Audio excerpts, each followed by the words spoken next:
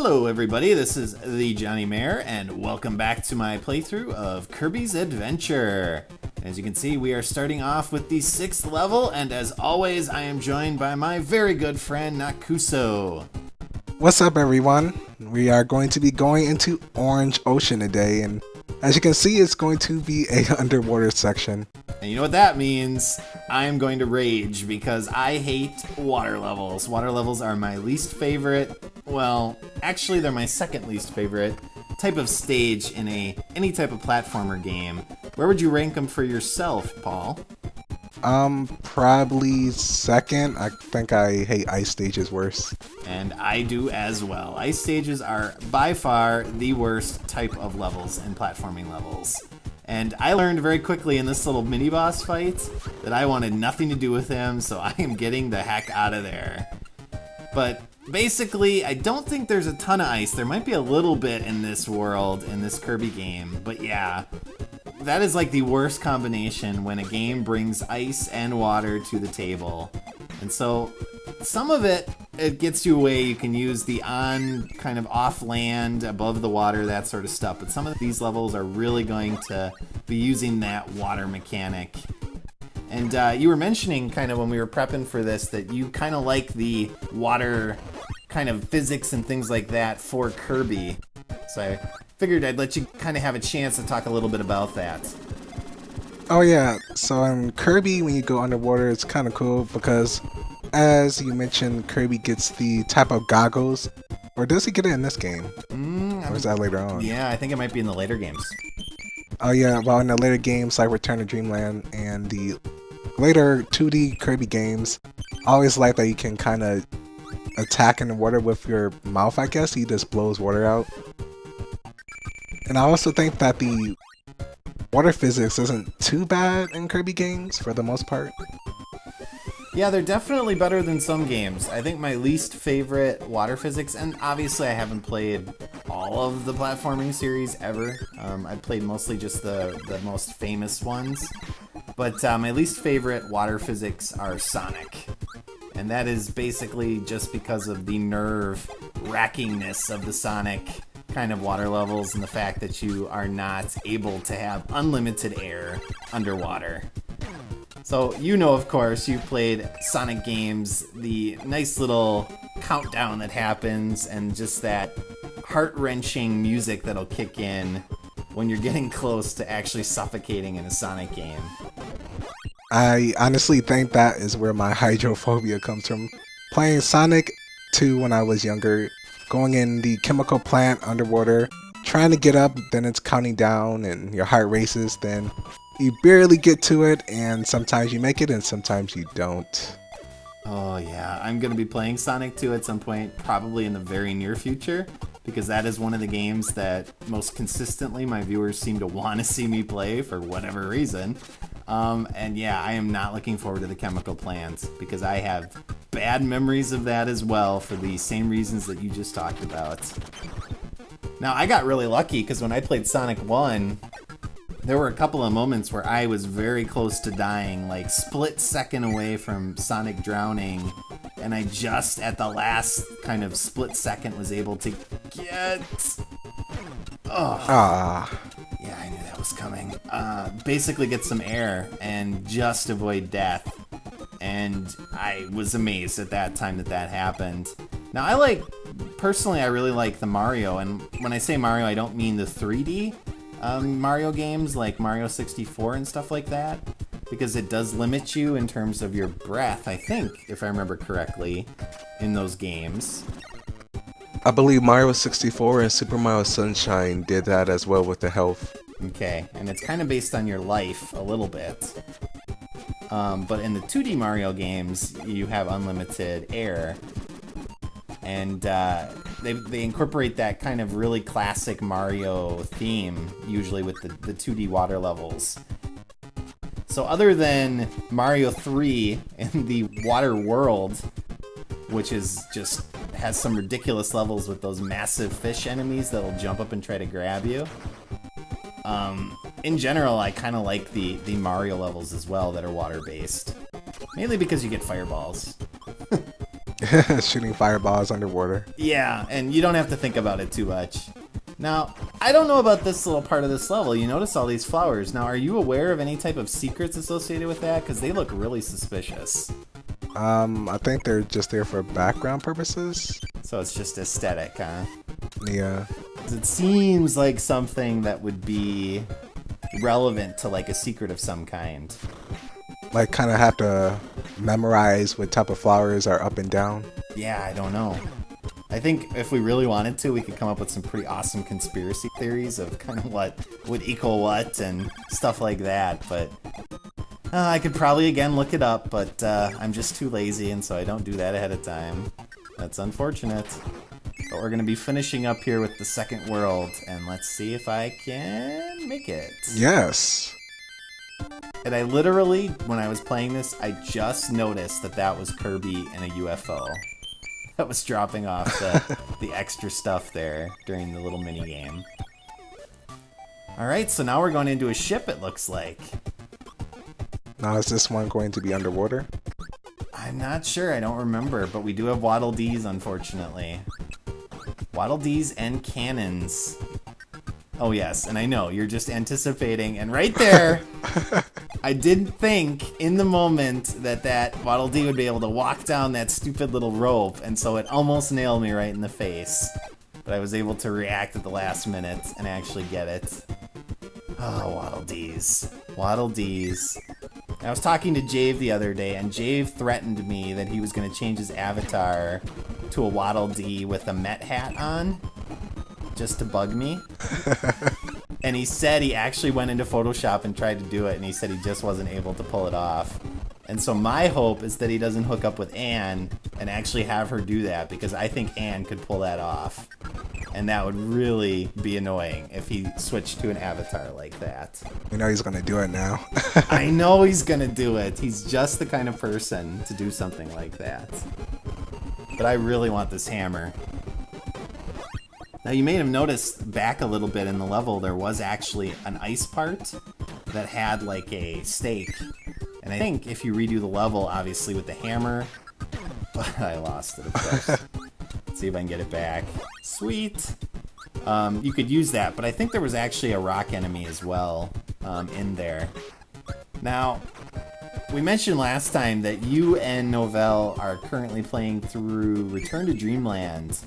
And I've really been enjoying that series a lot. So much so, freaking Waddle Dees. Oh man. Come on, Waddle Dee, come up. Are you cheering for them? You're freaking cheering for them, aren't you? You want oh no. the Waddle Dees to hit me and infuriate me. Thank you. You are a great friend. I appreciate it. But basically watching your series, how much fun you and Novell are having on that series. You know I love that game, and my wife was actually watching me enjoy it, and now she has actually gotten us back to playing it. And so we are currently playing along with you guys through the game as well. And we are playing Return to Dreamland for about the billionth time, which is super exciting. And what's super exciting about it is that I'm actually getting to play as Meta Knight for the first time. She's not making me Kirby, and she's actually taking Kirby herself. Yay. Yay. So I'm going to thank you guys because now I'm able to experience that game and actually play as Meta Knight, which is fantastic. But how's that going for you guys? I know you've been kind of recording and getting farther and farther into the game. What are your impressions of the game so far?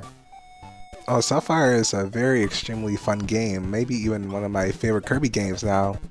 Just because of all the kind of cool powers, and playing it co-op kind of adds a lot more to that, you know. Experiencing that type of game with another person is always like extremely fun. Especially since Novell is pretty cool, and so far I think our different personalities kind of make it a lot of, you know, more interesting to watch. Yeah. So I'm going to put you on the spot here again, and I did this in the last episode too, and I know you love it, but I'm going to ask you, who's the better Kirby player, you or Novell? Oh, me of course. Wow, that took no hesitation whatsoever on your part. So then I'm going to expect when the chips are down and the two of you are really in a tight pickle, you're going to be the one that's saving your bacon. We'll see what happens, maybe. Now I can't. Oh. You didn't sound so confident there in your response, Paul. No, I'm confident. I think I'll do fine. Oh. Now I have a lot of pressure and stuff. And maybe we need to bring Novell on and see what he has to say about that. Novell fancies himself to be a pretty good Kirby player, although I think his game of choice is Kirby 64. But I'm assuming that you guys are having so much fun with that, he's probably enjoying it as well, I would imagine. Oh yeah, we even thought that maybe after Kirby Return to Dreamland, we might start Epic Yarn in the near future. Oh, that would be awesome. Especially since, you and your wife played it and talked about it, and it seems like, it would be a lot of fun to do. And it's a radically different experience. So it's not like you're just playing the same type of game, again. Because of the interface, it's so much different in terms of what you're having to do compared to Return to Dreamland. So yeah, I think you guys would do great with that. And I am not gonna, I never got the hang of this level, what exactly I'm supposed to do to get all these one-ups that are just tantalizingly off the screen for me. Yeah, maybe you need a specific power-up or something. Yeah, it looks like it. Maybe probably the magic beam ability. Because you can shoot that in a line, kind of up and down, and it does that little arc in front of you. And some of those blocks look like they were just out of reach, kind of behind the wall and stuff like that. But I've got my cutter.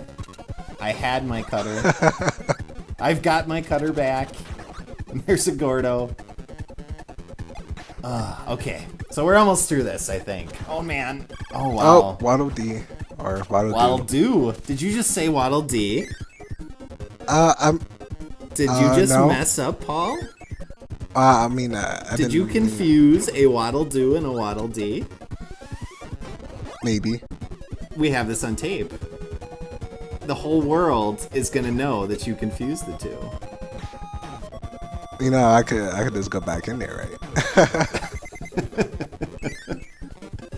I guess. Although I'm recording too, so you really can't get rid of. Ow. All right.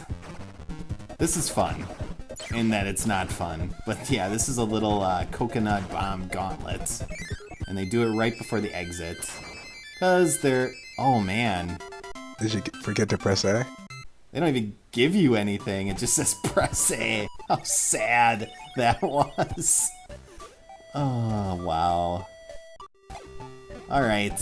So we have 2 more levels, and here we go. My least favorite.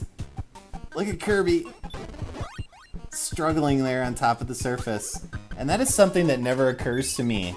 And I think that's great, physics-wise, that when Kirby is puffed up, he should be able to float on top of the water. And that is definitely the case.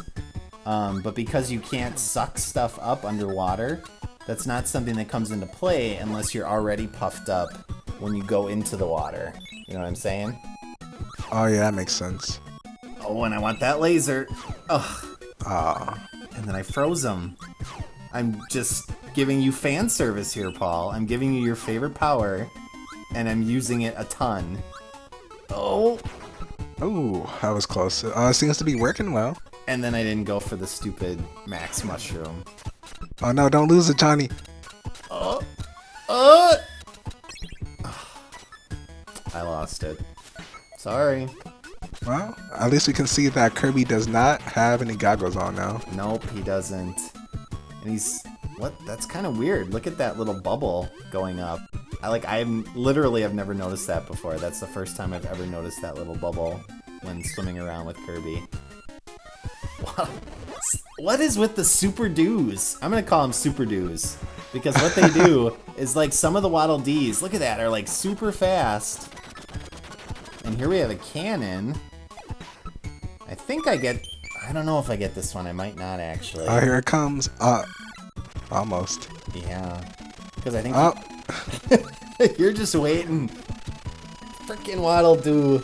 No, that was a D. Now you're messing me up.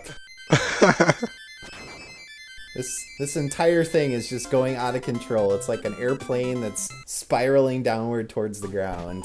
Let's pull it together. Let's get through this. We got a couple more levels to go. So we got level 6 here. Super Doos and Dees and Spark Guys and all sorts of stuff. And I think we can set this up. Now you know who the boss of this level is. Now when you were playing this game for the first time, and I don't know if that was the original or if it was Nightmare in Dreamland, and I actually got the UFO power here. So I'm gonna tangent on my tangent here by saying you had mentioned earlier in the game there was another level where the UFOs come back into play. And this is actually the level, I think. I'm glad I didn't, look stupid by saying that. And yeah, there's a ton of them. And what's annoying about this is, one, I die. But two, in these levels, they don't respawn. So whenever you use up the UFO by either absorbing them or killing them, as you can see in the level, none of them come back. So if you use them, you're screwed. And so that's the last one, I think, that I have a chance to grab. So Yes. I got him. Let's see if I can actually hang on to him or not. But when you were playing Nightmare in Dreamland, the boss of this world shocked me. Like when I played this game the first time, I did not expect to fight the boss. And I don't want to spoil it, who that boss is, in case people don't know. But if you can just kind of touch on that, were you surprised the first time you played that you had to actually fight the boss for this level? Kinda, because mostly I think since this was my first Kirby game, at least Nightmare in Dreamland, I didn't know what was to come. Though one of my friends told me, so that kind of... Oh. Yeah. I was spoiled. Being in middle school, it happens. Yeah, I got confused here because you'll notice coming up here at the end of the level, that guy's in front of the door. When I was playing, I totally did not know where the door was. So I lost the stupid UFO power. The best power in the game, and I lost it because I didn't see the stupid door. Oh well, I'll try to grab him here and get the sword power up. It is one of my favorites. Although I missed the Link hat. Oh yeah. Nice little touch in the later games. But here we go, Meta Knight! Imagine... Nope, he ran away. Well, it's kind of bad that they actually force you to do this with ice physics now. I know, yeah, it's really annoying. And especially when you're trying to get to the top here. Like, I am going to struggle a ton trying to get up to that top guy. Because you just slide all over the place, and the ice physics in this game are not good at all. They're really annoying. But I almost got it. We just got to get to that one guy over there. Almost. Have you ever played a game where you like the ice physics? Oh, of course not. No. Not even games based around them, like Olympic games or anything like that, where you have to play the game like with ice, so like skiing and stuff like that. I have hated ice physics in every game I've ever played. And that, I mean, that just might be, I'm not a huge fan of winter in general. So that might be a personal prejudice. But I don't like losing the traction. But here we go. The boss of the Sixth World is a sword fight with Meta Knight. Shocking. Yeah, it is. I guess this could be really shocking the first time. More so even if you, ouch, play the other Kirby games before this. Yeah. I didn't stand much of a chance there. I only had 2 life left, and so that's not surprising. I think it's interesting that they force you, into the sword fight with him. Kind of as a, type of battle. I think it's cool in that sense, like conceptually, because obviously Meta Knight kind of seems like one of those traditional, does things a certain way, kind of honorable kind of guy. His accent aside from the Kirby anime, but so that they actually incorporated that into the fight is pretty cool. Now the glitch effect here that occasionally happens when you hit him, that's not so cool. I don't like it. I think it's kind of disorienting. But the saying is, third time's the charm, Paul. So am I gonna do this? Is this the time? I really hope so. Can you pull it off like you did King DDD in the game before this? Oh, maybe. We'll see. I think I got his pattern down a little bit. So I'm starting to try to, deke him out a little bit. The key is to try to get him to commit to an attack and then counter. And so we're on even footing here. And he doesn't have his flight ability at this point, so he doesn't have his bat wings yet. So he can't fly up and get you if you're at the top of the screen. Oh. He's blocking. Oh, man. Life. I know. What's going to happen? Oh. Ah. So there we go. And we find out. Oh, man. What was that? I don't know. But that's the episode, viewers. So as always, thanks for watching, and I'll see y'all next time. So long, everyone. Take care.